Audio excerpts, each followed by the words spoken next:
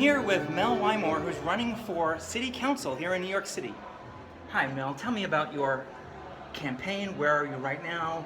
What is happening? Why are you here today? Hi, Don. I'm here to really talk about leadership, and especially local leadership, and encourage LGBT leaders to go local and influence their communities, not just the LGBT community, but all people that are marginalized and left out of our governmental process. Now, you said something in your presentation today that all politics is local. It's a Tip O'Neill line. Yes. How does that apply to your campaign?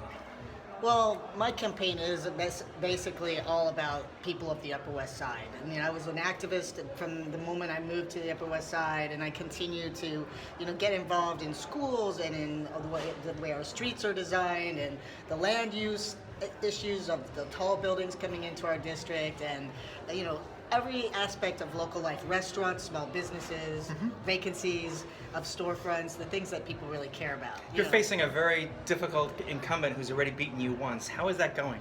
It's going great, actually. In 2013, we were in a 7-way race. There were 7 candidates, all strong community activists. I was one of them. And in 2013, I came in second, and I got the New York Times endorsement.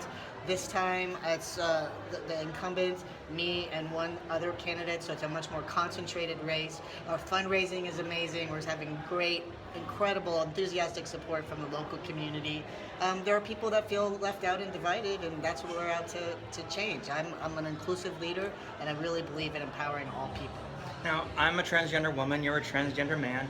How does your transgender identity factor into the race, if at all? The voters really don't care about transgender issues per se. For me, it goes to the notion of I know what it feels like to be left out. I know people who feel left out, and that bond is a way for us to communicate and empower ourselves to become part of a bigger picture, a bigger process, and that's really what counts in this race. My identity as a transgender person is also relevant to the LGBTQ community at large, but when it comes to local politics, the issues are what matter. So I'm a dad who does a job of mom, and I have 3 kids, and my kids have been very supportive of me. How do your kids respond to you being a politician? Oh, they love it. They're not politicians themselves, but they're both deeply engaged in the process of being leaders in their own communities, and they support me 100%, and they're on the campaign working hard, and they're just adorable. I love my children so much. Sure They're great. They're much better representatives than I am in many respects. Can I ask you what pronouns you use, and how do the children refer to you? They refer to me as mom, and they always will, and I am still he, him, his.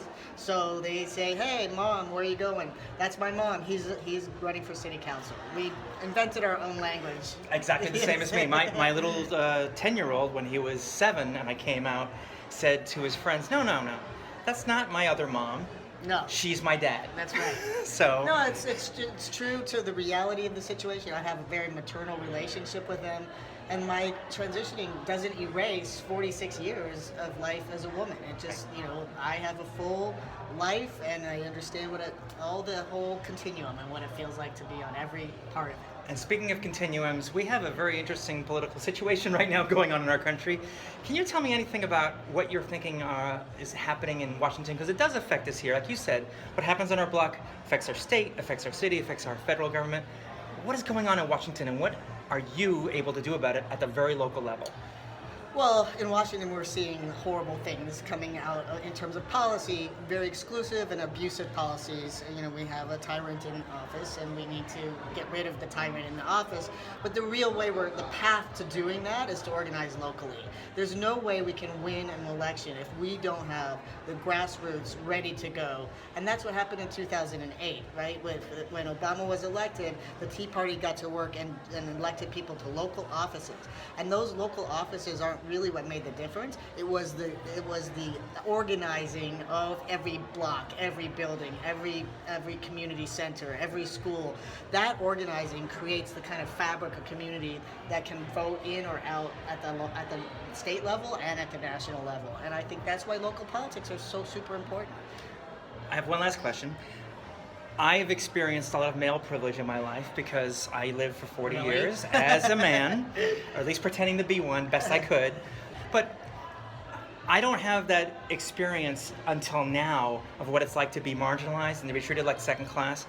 As a trans man, and this is something I've seen in other places and other examples, you were treated as second class as a woman, then you became who your authentically self is as a trans man, and yet the emphasis is still on trans women instead of on trans men. How do you address that? I just think we have to be vocal about our experiences. We have to organize together.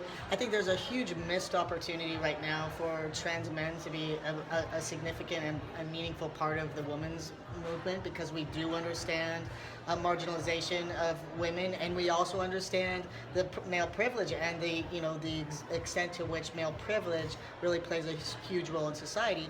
And also, I might add that there are ways in which male roles are constrained, and that people don't talk about much, but are very significant in terms of quality of life. For And example, misogyny. Yeah, well, there's, for example, I'm someone who has natural affinity for children, right? As a young mom, I just talk to the kids on the bus or whatever. Right, sure. Now, if I talk to the kids on the bus, that's not so cool.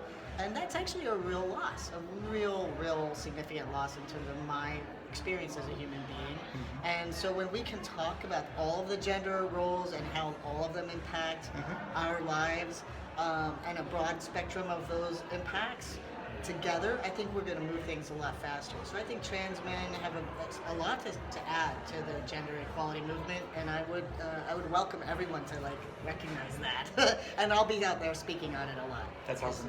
Is there anything I didn't cover that you wanted to mention? No, just, really, if you're an Upper West Sider and you want to get involved in a local race, this is the one to get involved in. We're having a great summer. We have a lot of opportunities for volunteers, for contributors. melwymore.com is the website, and please just come on out. We'll welcome you with open arms. Thank you very much. My hand is tied up. Thank you. There you go.